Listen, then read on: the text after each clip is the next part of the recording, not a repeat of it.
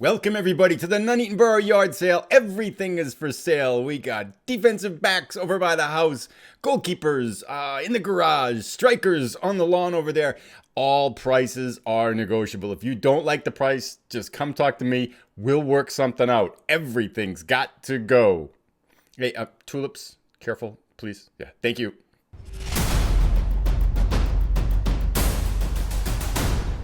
Hello everybody, welcome back to Devotion to Promotion, where we're starting our 5th season with Nuneaton Borough after a long 1-month absence of episodes. I apologize for the delay. Life was just kind of crazy with work and stuff over the past month, given everything that's going on around the world. So it's now, though, it feels good. I've got time and energy to come back to it, so I'm really looking forward to digging back into it. And I think that is, like always, this is our Season 5, Episode 0 episode. And so what I thought this would be a good time to do, just in case you've been gone for a month and totally forgot what we were doing, as I did when I logged back on. It's like, what the heck were we doing? So I thought I would offer just a quick recap. Then we're going to take a look at some of our off-season moves, take a look at things that still need to be done, look at some of the players out, a few of the players in, and then we'll come back after this episode to Season 5, Episode 1, where we're going to play our opening match. So this is going to be just kind of a short, rambling, State of the Union type of episode to get our heads wrapped back around it and take a look at some of the action that's gone on over the month of June as we try to make the transition from League 2 to League 1. So, as a quick recap, the goal of this save is to take Nuneaton Borough from the bottom of English football all the way to the top. And last year, in our 4th season, we were in League 2, and we kind of pulled a rabbit out of our butt and won both playoff games. We just squeaked into the playoffs, won both playoff games to get ourselves promoted to League 1, which is both good news, of course, and bad news. The bad news is that if you look here on the media prediction table, we are slotted to be 24th, the very bottom of the league. We have the lowest wage budget in the league. And when we ended the last season, we had one player who our scouts said, yeah, this guy is ready for League 1 football. Everybody else wasn't ready. So our goal has been, we have to get rid of a lot of players. So as you saw, we're having a yard sale, really trying to clean out everything that we can't use in League 1. And we got a lot of players to move. Then the second goal is let's replace all those players that can't play at this level with players who can play at this level. And we've been working on that for the past month. So as kind of the transition now, I thought I would offer some thoughts as to how things are going. As always, with this save, there's good news and bad news. The bad news, one piece of bad news was that I forgot a lot of what I was trying to do. So as I was looking at players, it's like, where did this guy come from? Was I trying to sell this guy? It's starting to come back. It's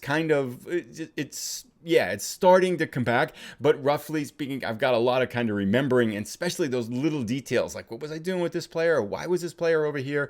What is this guy? Why was I scouting this guy? Kind of thing like that. It's also a few moves that I look at and say, what was I thinking? Why did I sign this guy? Or why was I trying to sign this guy? Or why did I sign this guy for so much money? But anyway, we'll talk a little bit about those when we look at some of the players. So I'm trying to wrap my head back around what exactly we were doing in this offseason, and that's taking a little bit of time. So I'm not confident I'm going to get all the stuff right going forward, but that'll be what it is, and hopefully it'll all work out in the wash, and we'll get back dialed in as I play a little bit over the next few days here. The good news is, however, our yard sale has gone very, very well. Let's take a quick look and stop just me talking. Let's take a look at our transfers. If we take a look at our transfer history, here are our players going out. Yes, we've sold Aiden George, a striker. A couple of them that you may remember in the distance past. Adam Phillips. This was Mr. Mummy, the guy who we were spending a lot of money on, who spent 90% of the season injured. He got hurt, then he got better, then he played a game, then he got better. Great player, really good. Look at those numbers, all kinds of green, wonderful midfielder. Played really well when he played, just couldn't keep himself on the field. We just couldn't tie up that much salary in someone who was getting hurt all the time. Again, if you remember, we looked at his injury history. He's about maybe a season or two away from a scroll bar on this thing. That's how often the guy gets hurt. So we did sell him for a hefty sum of £100,000. That was nice. Then Deji Oshilaja was a really good defensive back. I really liked him, but he was the one that had the player trait. You can't see it anymore, but he was teaching all our players to argue with the refs. And that's like, okay. Plus he was 31. It's like he's kind of getting up there. I don't think we're going to have a lot of value after this year. So was able to move him on for $58,000, which is a lot for down here. Harvey Rogers was surprisingly went for $30,000. He was right back. I'm kind of regretting selling him because that gets into the next part of the story, but hold that thought for a second. Then some of the other players that, I'm not going to go too much into the weeds here, but anyway, we've sold 240,000 pounds worth of players, which is really nice. So that's the good news. The bad news to follow that is it's really hard to replace them. I think a lot of things are going on. One is that we don't have a lot of money and players at this level want more money. Surprise. So they're asking for more money and I can't pay them that much money. I also made, I think, one critical mistake was that I signed one player who take a look at for 3,500 pounds a week because I thought he was worth it. As I look back at it now, thinking like, why did I do that? That's too much money. Because now we're getting a lot of players that are coming in and saying, as part of their contract negotiation, they want to be paid the highest wage to match the highest wage on the team. So if I sign some guy for significantly less, all of a sudden now he gets like a 2,000 pound per week raise. So that's creating some issues there. Then there's a reputation issue with a lot of players just saying like, I don't want to come and play for you because you guys are slotted to get relegated. You're going to stink. So we want no part of that. So it's been really hard. And the bad news is we've almost totally failed to get players in. I'll tell you the laundry list of players I'm still looking for. We still have a month. It's July 1st right now in game time, if we take a look over here in the top right. So we still have a month to fix the situation, but we have a huge shopping list. And I'll offer some final thoughts on that as we go forward, because maybe it's not quite as bleak as it seems. But enough of the dire circumstances, end of the world kind of thing. Let's take a look at some of the players that we did get in. This guy, Nanakwe, I have no idea why I signed him because he slots out as being ready for the National League level. I don't know what I was thinking when I signed him. Maybe it was kind of a panic signing. He's supposed to be a left back, but he really can't cross and dribble. So he's going to be kind of a defensive left back. His defensive numbers aren't that good. He does have good speed and stuff like that. And some of his other numbers are okay. But he's not the answer, so I don't remember signing him, and I don't know why I did it. Sorry, like my former self has no clue what was going on there.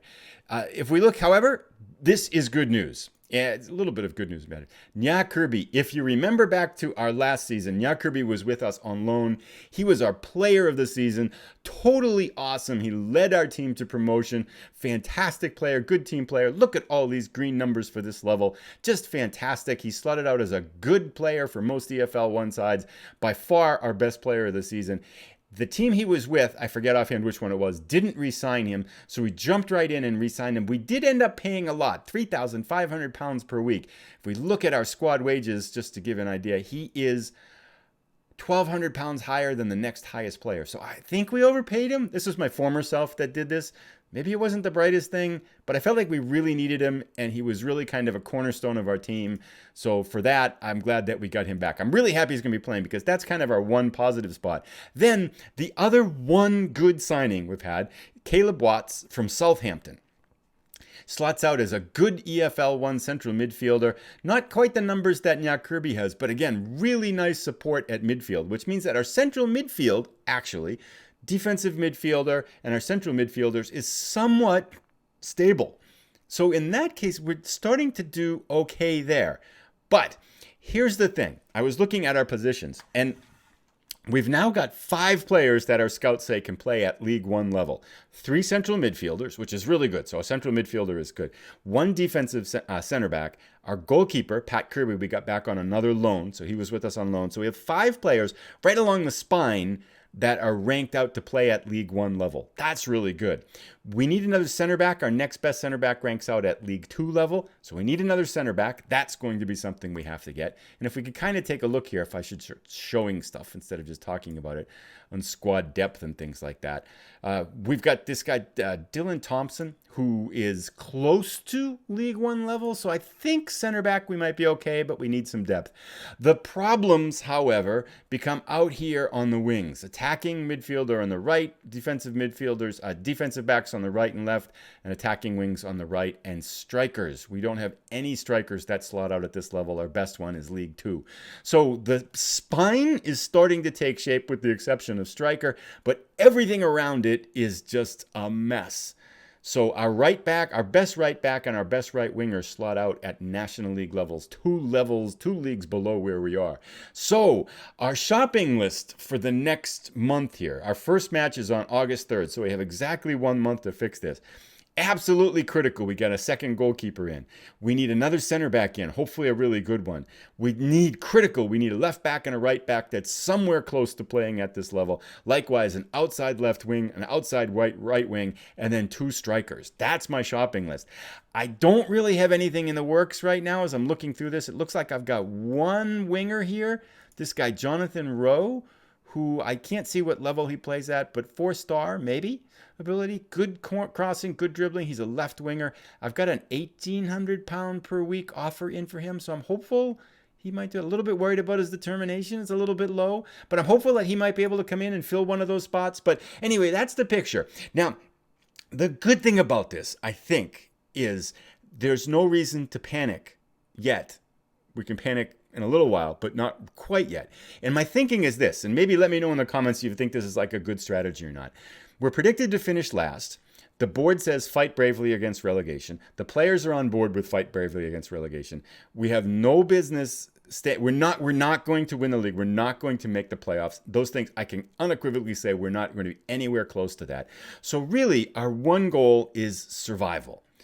And we can be a little bit patient if we need like 10 more players to sign. I'm thinking not to panic and not to sign someone that's too expensive, but to kind of see what shows up over the month. If we start the season with some holes in our roster, maybe that's okay because we'll get some players that are telling us they don't want to play for us right now. But then once the season starts up and they don't have a job, I think we might be able to get some of those players in. So maybe by like October or so, we can start to fill out the roster with some better players that we might be able to get cheaper. It's a little bit of a risky strategy, but I don't have enough money to sign 8-9 good players. I think I have to get them at a bargain here. So we have to stretch the cash out quite a bit. So I'm thinking to be patient, to pick our spots, to not panic. And if we start the year and start losing a lot of matches in the beginning, I think we're still going to be okay. But let me know what you think of that strategy. So that's the rough plan. I'm not sure if it's a good plan or not, and I've forgotten a lot of what we were doing, so we've got those things to consider there. But that anyway is the plan. Going forward, I'm hopeful to publish 2 episodes a week, so I think the next one will come out on Thursday or Friday. I'm going to see how that schedule goes. So toning it down just by about 1 episode a week, aiming for about 2 episodes a week. I think that's something I can sustain because I want to do some other little projects with YouTube videos as well. And so that's the plan going forward. So our next episode should be up in about 2 or 3 days, and we will go all the way through to our first match of the year, which will be against Coventry on August 3rd. So I'm going to work really hard to get some more players in. We still got a few more players to sell, and then we'll be back on August 3rd. We'll take a look at what progress has been made, and then we're going to play our first EFL League 1 match against Coventry, who used to be our parent club there, our affiliate club, and I think they dropped us now because we're in the same league. But that should be an interesting match to get us started off. And again, that's a little bit nerve-wracking here because 4 teams get relegated from League 1, so we don't have the luxury of not too much breathing room in the bottom there. But as always, I'm excited for the adventure to see how it goes. If you have comments, thoughts, ideas on who we should sign or what we should do or overall strategy, please let me know. Thanks again for watching. If you have enjoyed the episode, please give it a thumbs up. That always helps get it in front of eyeballs. And if you're new, by all means, please consider subscribing. We'd love to have you on board for the ride. Thanks everybody for watching. Have a great day. We'll see you in a couple days for our opening day episode.